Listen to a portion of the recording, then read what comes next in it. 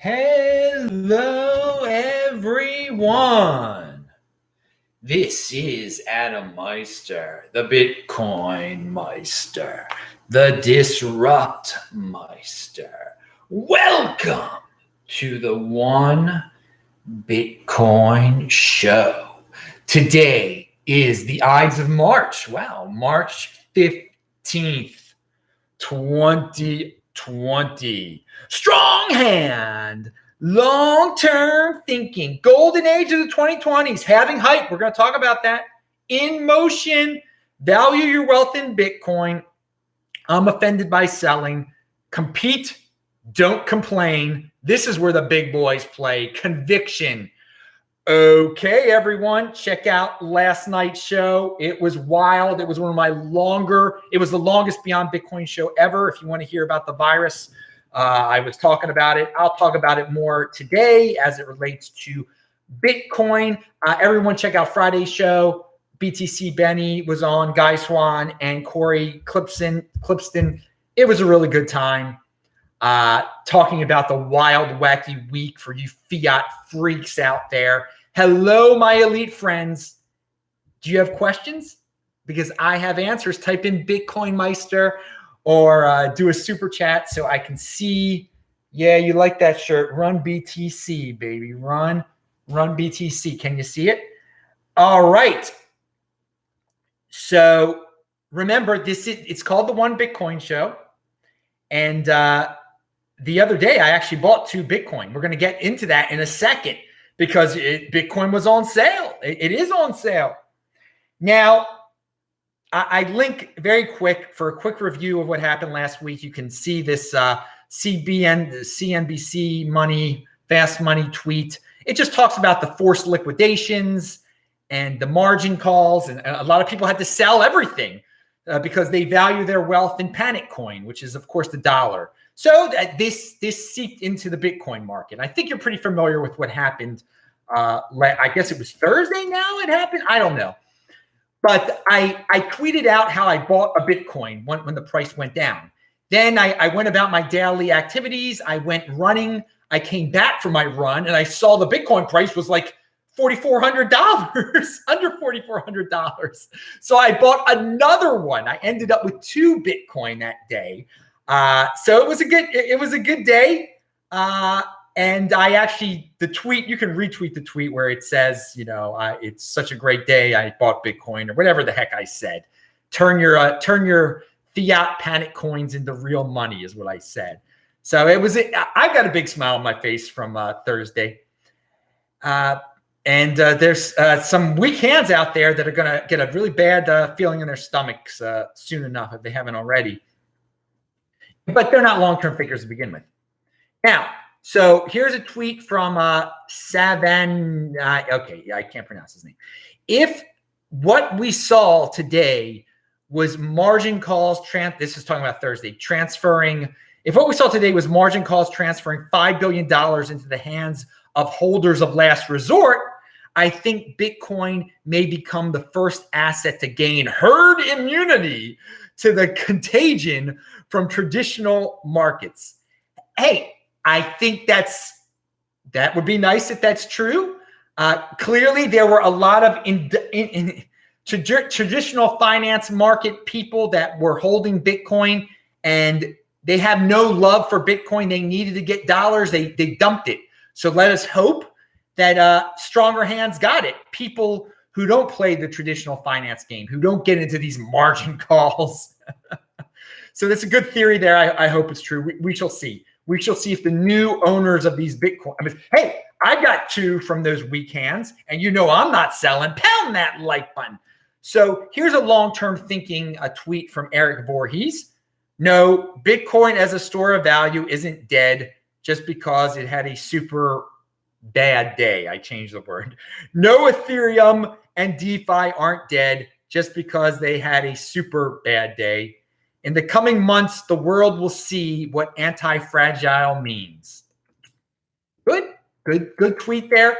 Again, people are very reactionary. Most people, long term, you will see, no, Bitcoin is not dead. But we'll get into some FUD from the past that has returned into the present. Wow. Now, Bitcoin Brains up in Canada said, no one will bail out Bitcoin. No one needs to. Oh, that is so true, man. Everything's getting bailed out. And the airline industry will get bailed out. The cruise industry will get bailed out. Everybody wants a bailout. The United States is printing money, et cetera. Bitcoin never gets bailed out, and it doesn't need a bailout. That's what Bitcoin is all about. So there are never bailouts in Bitcoin. This is another reminder. You see the money printing that's going on for the bailouts. And this will be good for Bitcoin in the long run because it does not have bailouts. It doesn't change its monetary policy or anything like that either. But yes, good reminder. No one needs to bail it out. It's its own animal. It is a unique beast, and this is the way it functions. It has bad days, but this is where the big boys play. Learn what it means to value your wealth in Bitcoin. That one Bitcoin equals Bitcoin, and hopefully you have more Bitcoin than you did the other day, like I do. I don't get it. People are still hooked on Panic Coin, despite the fact we've got a wild money printing of all fiat is being printed wildly now. But hey, 80%ers are going to do with it. They're used to their dollar. They're used to their yen. They're used to their euro. This is where the big boys play. Let them choose. I choose Bitcoin. Someone and I said this the other day, but I want to put this out again. Someone in the chat the other day said, Adam, when are you going to buy yourself something nice? And everyone got their answer on Thursday when I bought 2 Bitcoin. So, all right, the Fed cuts rate on us. Did a rate cut today, just an hour ago or so, on a freaking Sunday, and Bitcoin spiked, but then it went back down again. Okay, so not a shock at all. I mean, a little bit of a surprise that it was on a Sunday. It just shows you how desperate they are to get everything going again. They're not very patient. They've caught the panic virus, I guess. But I mean, people, why are you valuing your wealth in dollars when this is still happening? And again, it's the best of the bunch. It's the best of the fiat currencies, and you'll see it soon. Yeah, I mean, again, I do not believe in hyperinflation at all, but I would say in 2 years, a car is going to be noticeably more money than it is now. Okay, when the printing of the money happens, it usually goes into the stuff that the 80%ers really love, like fancy cars that you really don't need. I mean, you don't need that souped up SUV, but that souped up SUV is going to be not a lot, but noticeably more money in the future because there's more money floating around. That's where you'll see the inflation in these ridiculous things I consider pretty ridiculous, but things that not everyone considers ridiculous. Okay. Bitcoin will never send you an email update on how it's dealing with the virus. So I'm sure a lot of you get a lot of emails from organizations that you are loosely affiliated with or signed up for updates a long time ago. And everyone's got a virtue signal and say what they're doing for the virus. I mean, most of them have nothing to do at all with the virus, but they have to say the precautions they're taking. And that's the glorious thing about Bitcoin. There's no centralized leader. It's not going to tell you what it's doing differently for the virus because nothing's changing. Halving is staying on the same freaking day it was going to be beforehand. Monetary policy stays the same.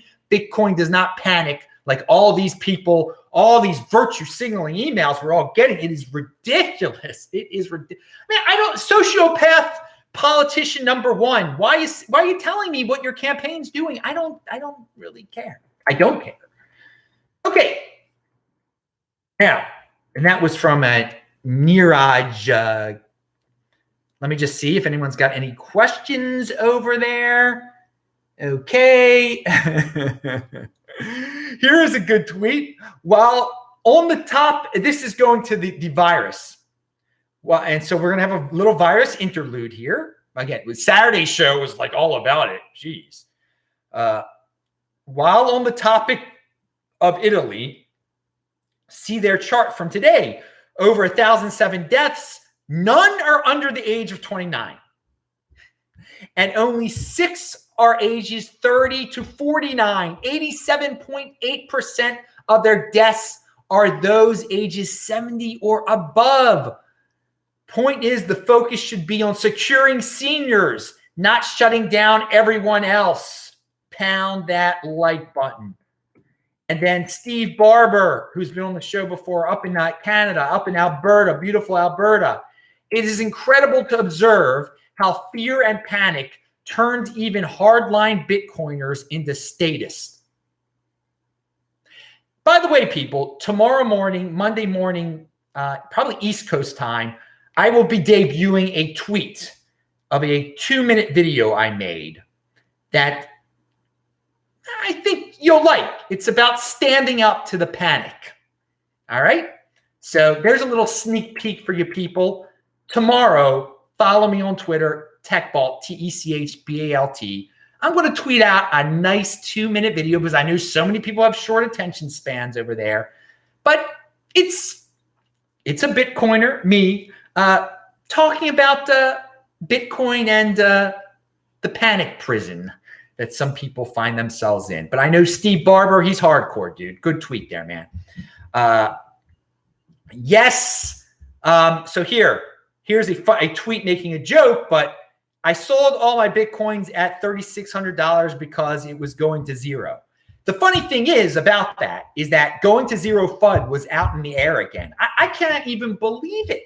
I can't even believe it. Yeah, the price of Bitcoin got cut in half. We've been through that a lot, dudes. We've seen things like this before. And for the people that, I mean, maybe they're FUDsters, maybe they're just ignorant, maybe both. But to say Bitcoin's going to zero, dude, we got over that back in the 3-digit realm days, okay? I mean, welcome to 5-digit realm, dudes. I mean, you're living in the past if you're trying to take that FUD out on us. Woo, man, that was a blast from the past. But hey, I guess FUDsters, this is where the big boys play. So if FUDsters want to FUD with 2015 style FUD, hey, let them do it. Okay.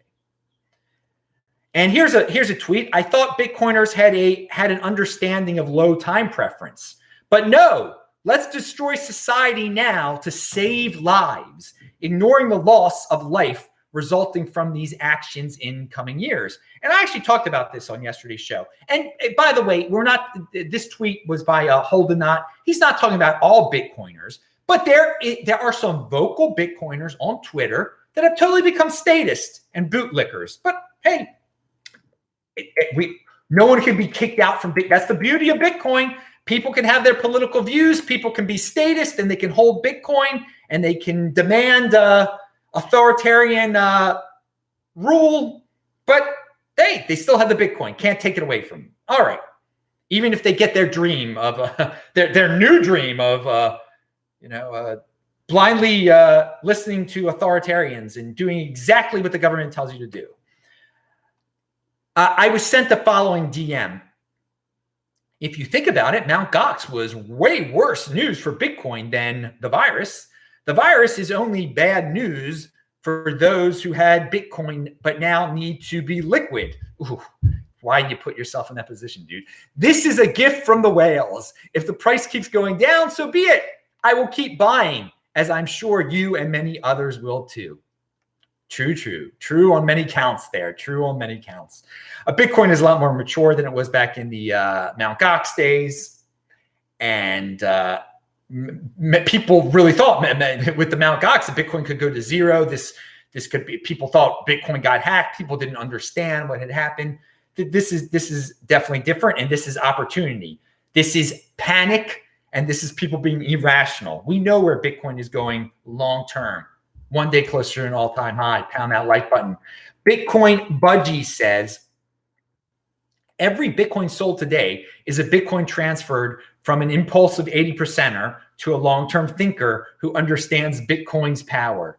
This is the first step on the way to new all-time highs. Like that attitude there. Okay. And okay, we'll talk about that another day.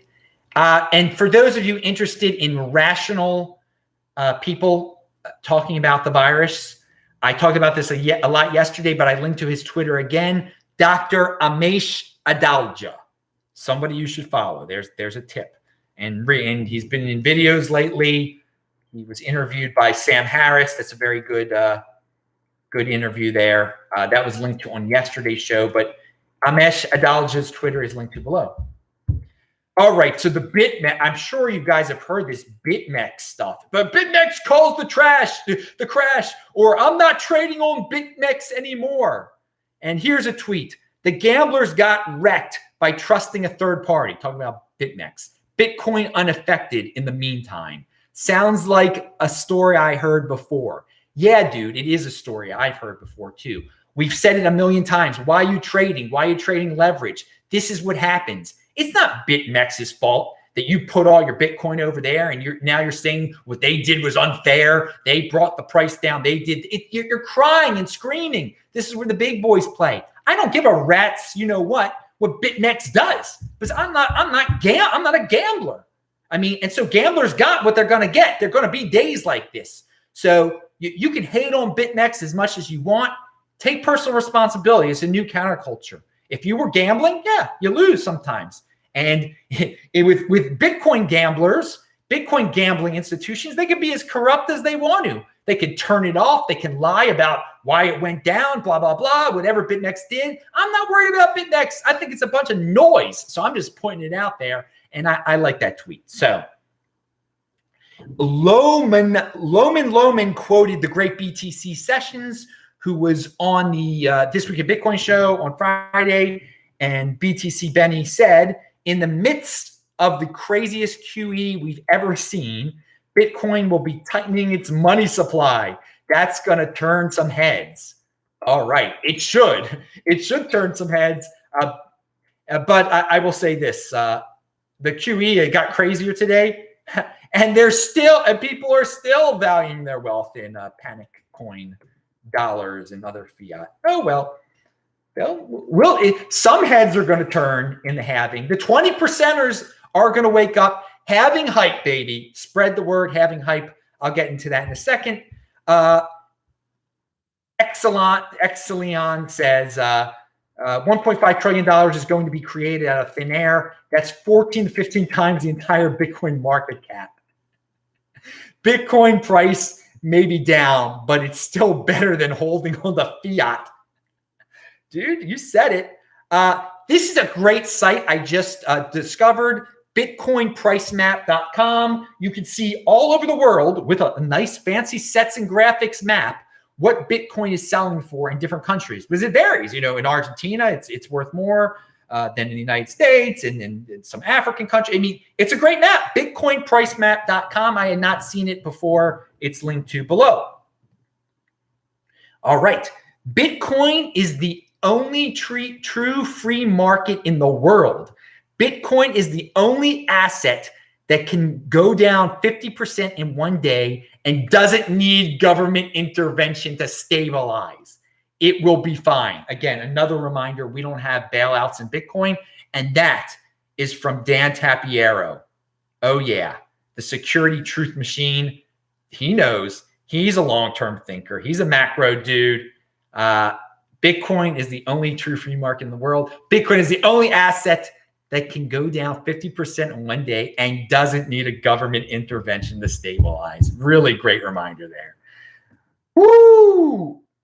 What do we have here? Edward Snowden says, this is the first time in a while I felt like buying Bitcoin. That drop was too much panic and too little reason. Well, Edward Snowden, I got to say, mainstream society today is too much panic and too little reason. Pound that like button. But glad to see you're buying Bitcoin. Good job, dude. I mean, they allow you to do that wherever you are. Oh, you felt like buying Bitcoin. I don't know if you can actually buy it. I don't know where you are. All right. Yeah. So we've talked about the panic coin already. Anyone got any questions over there? No, just a bunch of people screaming. All right. Now, let's see. What's this? JW Weatherman. Good tweet out here. I'm not affected by short-term price movements. They don't exist in my game. Same here, dude. Imagine if a tech startup angel investor reconsidered his position more often than every few years. Be a Bitcoin angel investor, not a trader. Yep, indeed. And then you won't be worried about BitMEX. Okay, so Important. What is it?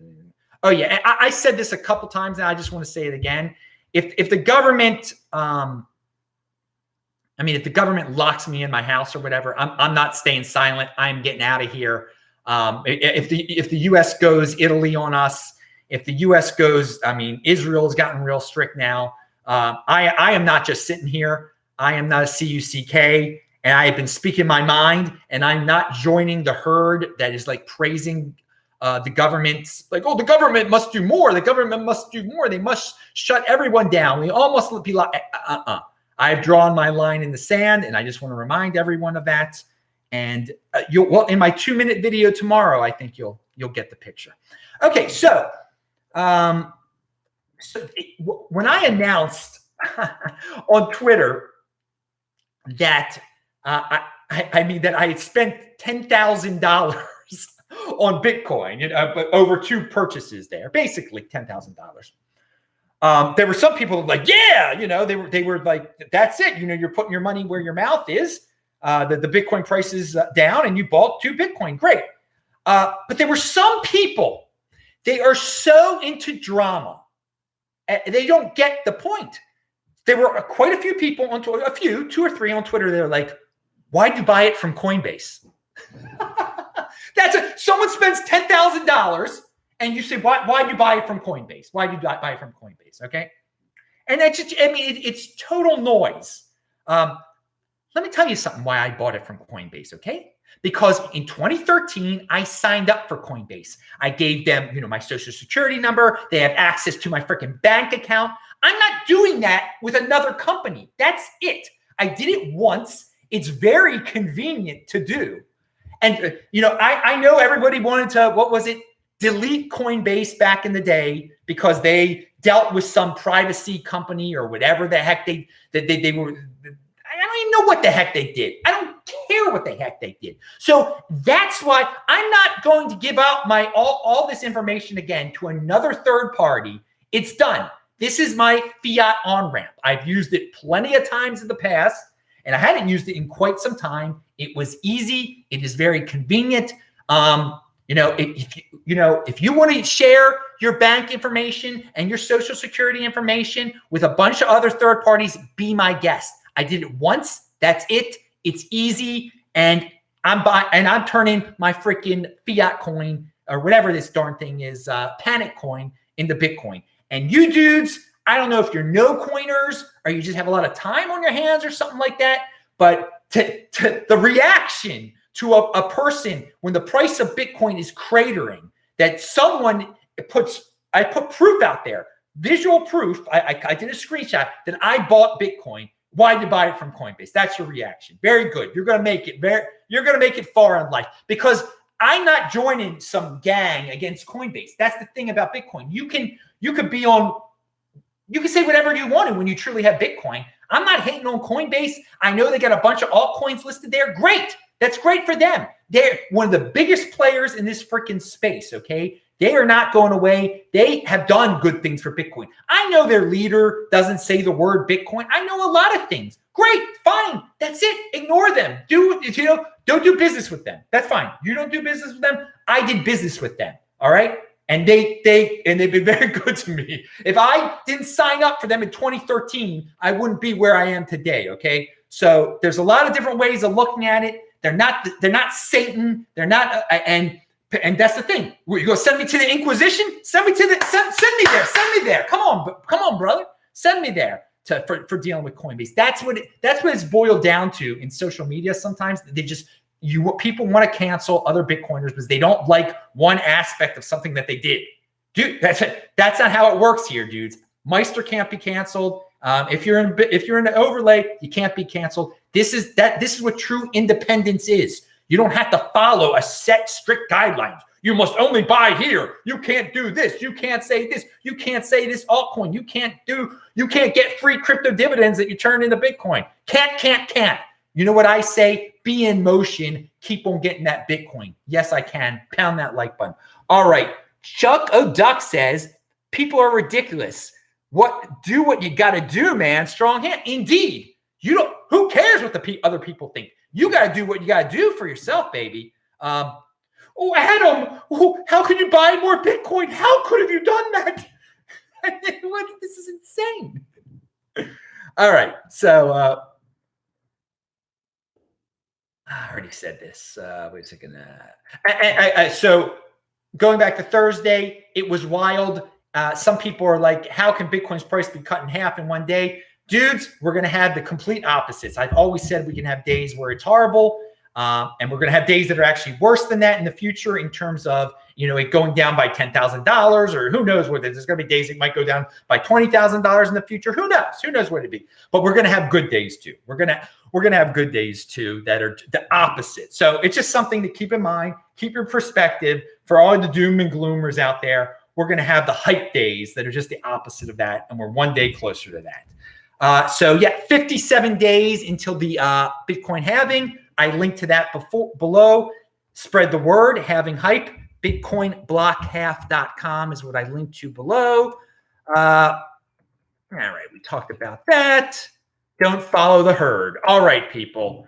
That is that it?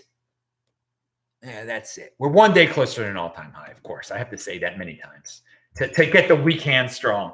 All right, dudes. Beautiful show today. I'm going to go running on the streets of LA. I think that's still legal in Los Angeles, isn't it? You can't go to bars anymore, apparently. Not that I go to bars.